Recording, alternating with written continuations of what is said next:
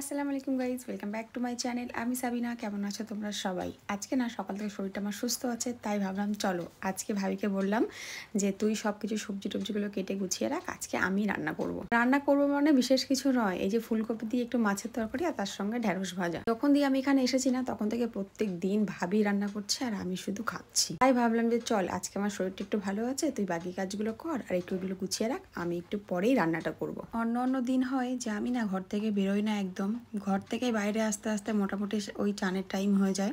কিছু কিছু মানুষের ধারণা রয়েছে যে বাচ্চা হচ্ছে মানে পুরোপুরি দায়িত্বটাই বাপের বাড়ির লোকেরই রয়েছে। এই যে দেখো, আমি বাপের বাড়িতে এসে রয়েছি প্রায় 9 করে 1.5 মাস মতন হয়ে গেছে। সবাই ভাবছে কি বলতো, আমি এখানে খুব ভালো আছি, সুস্থ আছি, আমার কিছুই হয়নি, কোনো সমস্যা হচ্ছে না। কেউ কেউ তো আবার ব্যঙ্গ করে বলে একাই মনে হচ্ছে বাচ্চা জন্ম দিচ্ছে, এর আগে মনে হচ্ছে কারোরই বাচ্চা হয়নি। আসলে এইসব মানুষদের মন্তব্য শুনবারও আমার কোনো ইচ্ছা নেই, কিন্তু কারণবশত না কানে চলে আসে।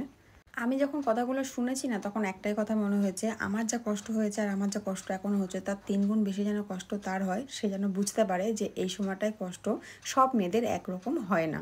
আসলে না মানুষ মনে হয় এরকমই হয়। যখন আমার কনসিভ হচ্ছিল না, যারা আমার কাছের আর যারা আমার দূরের, তারা এত রকম কথা আমাকে শুনিয়েছে আমার পিঠ পিছনে যে তোমাদেরকে আর কি বলি। হয়তো এই কথাগুলো বলার কোনো মানে হয় না, কিন্তু ওই যে একটু না বলে আবার আমি থাকতে পারি না, সেই জন্যই আমি আবার না সবার কাছে একটু বেশিই খারাপ। তাতে না আমার অবশ্য কিছু যায় আসে না কে কি ভাবলো, কে কি বললো, কে কি করলো, কারণ আমি জানি যে আমি কোনোদিনও কারোর সাথে খারাপ করিনি আর উপরবেলা কোনোদিন আমার সাথেও খারাপ করবে না। কখনো কখনো আমি ভাবি যে এইসব কথাগুলো না সোশ্যাল মিডিয়াতে হয়তো শেয়ার করাটা ঠিক নয়, বলাটা ঠিক নয়, কিন্তু কি বলবো তোমাদেরকে, আমি না কথাগুলো না বলে সত্যি থাকতে পারি না।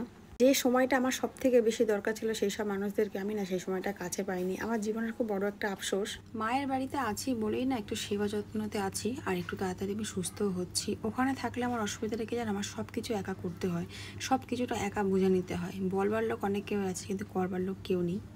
বরকে বললে না, বর শুধু একটাই কথা বলে, তোমার কিছু করতে হবে না, তুমি বসে থাকবে, শুয়ে থাকবে। কিন্তু সেটা কি হয় বলো, সংসারের কাজকর্ম আমি রোজ রোজ কাকে বলবে যে করে দাও?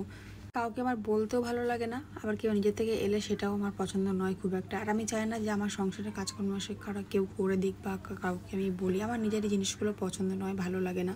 আমি তাও এখানে আছি না, একটু সবার সাথে কথা বলতে পারি, মায়ের সাথে কথা বলতে পারি, বাড়িতে 2টো বাচ্চা আছে তাদের সাথে কথা বলতে পারি, বেশ অনেকটা সময় না কেটে যায়। আর ওখানে হলে কি হয় জানো, আমাকে 4 দেওয়ালের মধ্যে বন্ধ হয়ে থাকতে হয়, আমি কারোর সাথে কোনো কথা বলতে পারি না। আর আমার সাথে সত্যি কথা বলতে বাইরে কারোর সাথে মেশা খুব একটা আমার পছন্দ নয়, কারণ বেশি মানুষের সাথে মেলামেশা করলে জানোই কি হয়। তাই জন্য আমার খুব তাড়াতাড়ি সুস্থ হওয়াটা দরকার। আমি সুস্থ হয়ে গেলেই ওখানে চলে যাব আর ওখানে গিয়ে আমার সংসারটাকে আমি নিজের মতন করে দেখবো। বাচ্চা নিয়ে আমার অনেক আশা আর অনেক স্বপ্ন, সেই জন্য অনেকটা দিন আমি স্ট্রাগল করেছি, অনেক কষ্ট করেছি, শুধু একটু ভালো দিন দেখবো বলে।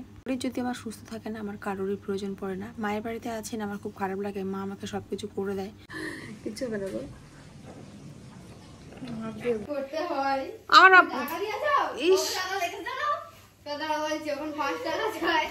আমার মুখে ভালো করে আগে মুখে লাগা পুরো দেখ, এখানে হয়নি গাইস, দেখো ওরা নিজেরা লাগিয়ে নিয়েছে না। আর আমি ভাবলাম অনেকটা এখানে রেখে দিতে বললাম, গলে নিয়ে আর ওই আমার শেষে আমারই কম হয়ে গেছে।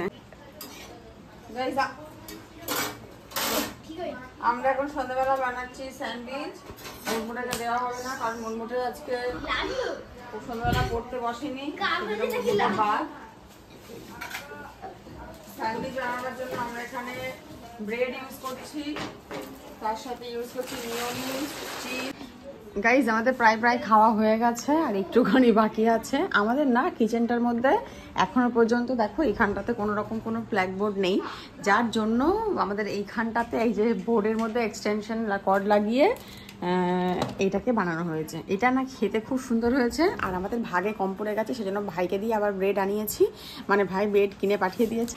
তো এখানে অর্ধেক হচ্ছে আর আবার নতুন করে একটা ব্রেড এসছে, কারণ কি আবার বানানো হবে।